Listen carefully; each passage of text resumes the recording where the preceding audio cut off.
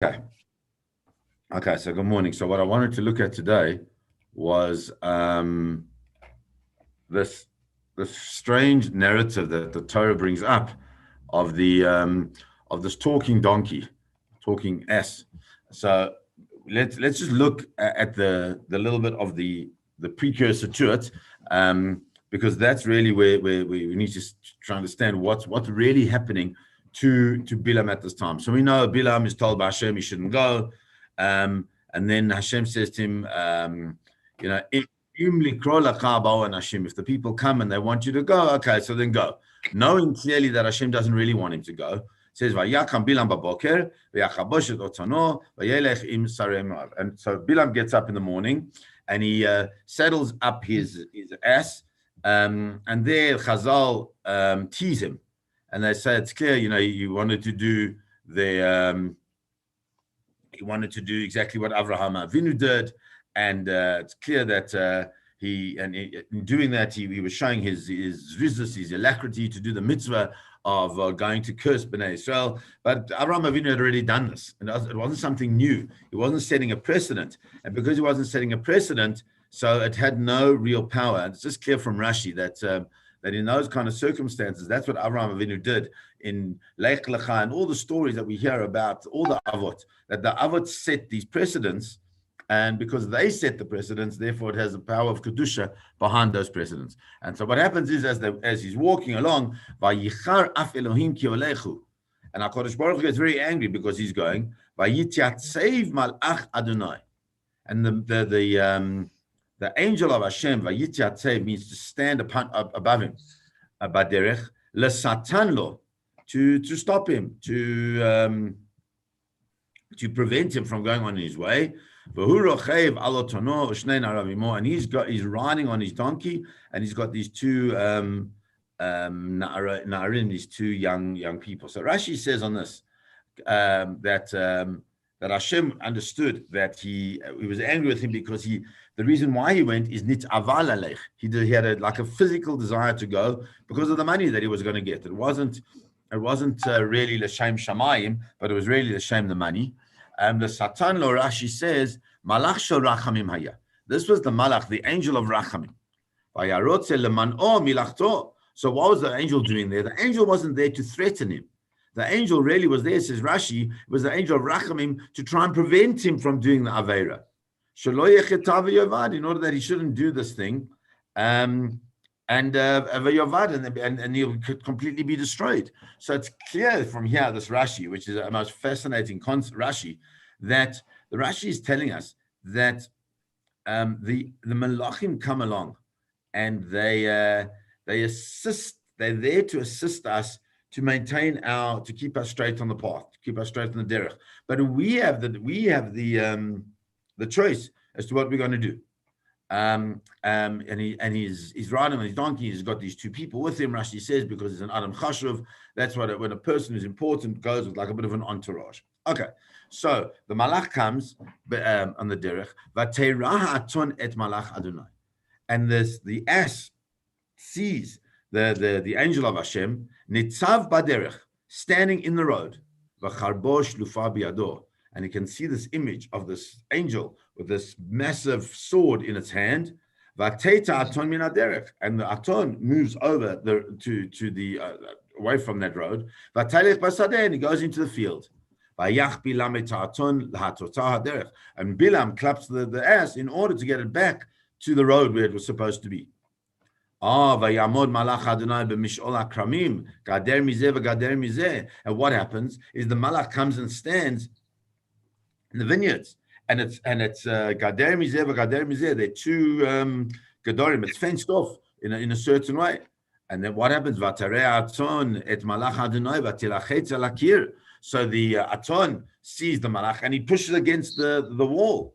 Vatilchatz et regel Bilam, and he pushes and he hurts he scratches the leg of Bilam el hakir. Vayosef lakotah, and Bilam keeps hitting it. Vayosef malach Adonai avor v'yamod b'makom tsar, and then the malach comes again and he stands b'makom tsar in a very narrow place. Asher ein derech lintot. I mean, it's small. You can't go either. You can't go left or right. Vaterei aton et malach Adonai vatirbatz tachet Bilam, and it's that point in time where the Aton sees that it can't go anywhere else, that it just like sits down. And Bilam gets so angry, he starts clapping it, and it's at this point in time that the Aton opened his mouth and says, "What are you doing to me?" And it's on here that the Maharal teaches us something which is quite amazing, because what the Torah is giving us a narrative that it doesn't really need to give us. Why does the Torah have to tell us that he's walking on the derech, he's walking on the road, and then he goes into the sadeh, and then he's between these two walls in the kramim, and then he goes in a much narrower place? Why is it so important for us to have this this knowledge of the kind of the layout of the road? Who really cares? It's not important for us, we would think, for us to have this this basic knowledge of what was going on. But comes along the Maharal, and the Maharal explains, that it's fundamental to understand the place that Bilam was in. Because if we can see the places that Bilam was in, it starts off with just an open road, and then it goes a little bit narrower. And then ultimately it comes to a much more narrow place where you can't go left or right. And if that's the case, we've got to learn something. So comes along the Maharal, and the Maharal takes from Rashi, because Rashi says the following: Yosef Malach Hashem Avor, where it says that the Malach of Hashem carried on and found him in this very narrow place. Rashi says, the angel follows him actually to this place, which is a much more narrow place. Midrash Agada yesh b'Tanchuma, says Rashi, there's a Midrash Agada in the Tanchuma. Why is it that he found himself in these three places? Simanei avot her'ahu. He showed him the simanim of the avot, the signs of the avot. So what does that mean? We understand that there are three avot, but how do these three places indicate the simanei avot? So what I'd like to do is just actually go through this Maharal in the Gur Aryeh, because it's fun, it's so fascinating. Perish. What does this mean? Says the Maharal. Initially, he was sitting on the road. There was no fences of any sort. Everybody could stand in that road. That's Avram Avinu. That out of Avram Avinu came many nations. We know that. Even Midian, the place that Balak comes from, is part of Avram Avinu. Yishmael, the Esav, Bnei Keturah. There were many nations, he says. In addition to that, there was also Yisrael. And the next there was Yitzchak. Yisrael ve'ad Edom. And Yitzchak is the next one, and narrows it down. He doesn't have hundreds of descendants. He has only two, Yaakov and Esav, from which come two nations, the nation of Am Yisrael and the nation of Edom. And therefore, and that's why the Malach stood in a place that was fenced that side and that side. And that's representing Yaakov as Esav. And after that, he was stood in a very narrow place where there was no way to go. That is Yaakov and his children. They were all holy. There was absolutely nothing that was pesolis, is like extra chaff. Waste. Sorry? Waste. That's a good word. Waste in his seed. Velo avar shamzar. And there was no strangers that came into the household of Yaakov to make Yaakov into what he was. Rak Yisrael bilvad, only the Jewish people. And that is the space. You can't go right or left, because ultimately Bnei Yisrael is one people and it all follows in a path. And then says the Maharal, Amad hamalach baderech. He started off standing in the road. And at that point, the ass could have easily gone off the road, which it did. Since with Avram, there were other nations as well.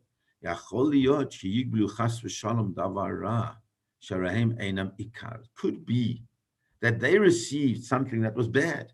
because they weren't the ikar of the descendants of Avram. Shigam yesh odu ma'acheres, because there are a whole bunch of other nations. If that's the case, then maybe it could be that's why the ass was able to move over to the other side of the road. V'chein etzel Yitzchak, so too with Yitzchak.